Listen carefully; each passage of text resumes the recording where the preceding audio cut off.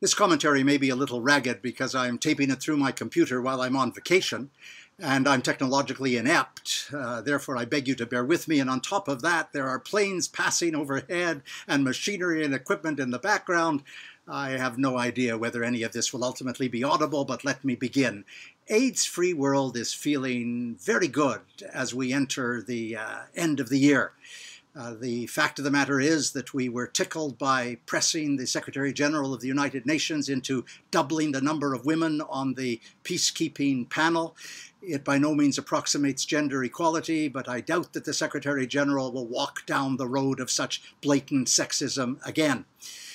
We also felt very good about the commutation of the sentence of Rosemary Namabiru, an HIV-positive nurse who was involved in a needle stick accident in the hospital, was branded a serial killer, was first charged with attempted murder. It's great that she's free and out and about again, and AIDS-free world was involved adjacently in those proceedings, and we're very happy with the fact that she is a free person once again. We're also immensely thrilled by the recent decision of the Constitutional Court of South Africa, which would make possible, if things work out, for the South African Police Service to investigate the perpetrators of the rapes in Zimbabwe in 2008, when President Mugabe unleashed his war veterans and his youth corps to rape women simply because they supported the opposition party. And this Constitutional Court decision gives us an avenue that we have profoundly hoped for.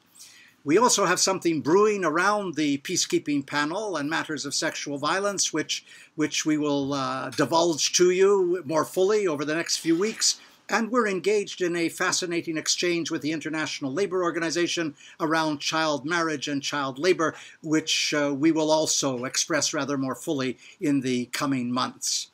But we like what's going on with other organizations as well, with whom we have at least a peripheral solidarity.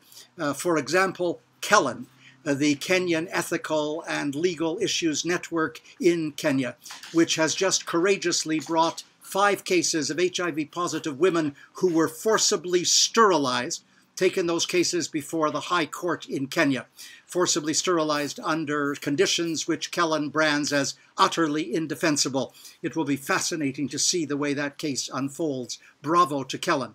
We also have great feeling for the Institute of Justice and Democracy in Haiti, a wonderful little NGO that is taking the United Nations to court over their refusal to acknowledge their responsibility for the terrible cholera epidemic in Haiti, where over 8,000 people have died and 700,000 plus have been infected, and the United Nations absolutely disclaims responsibility, hiding behind the principle of immunity. And what the Justice and Democracy in Haiti is attempting to do is to confront that bogus principle of immunity and get the UN to bear responsibility. And above all, we're excited that the Treatment Action Campaign in South Africa managed in the 1-month dedicated effort to raise money in November to raise about 60% of what they need for 2015 and 2016, so they won't go under. They'll be there when the battles have to be fought, and they are, as everyone knows, a magnificent NGO. In 2015, we will have to overcome one of the greatest discredits to the response to HIV, namely dealing with the women who are infected. They have never been adequately responded to. That will be a crunch and memorable moment as we do battle next year. But for this year, our spirits are high, accomplishments are many, and we're going to keep at it. That was last week. That was last year. I'll see you next in 2015. I'm Stephen Lewis.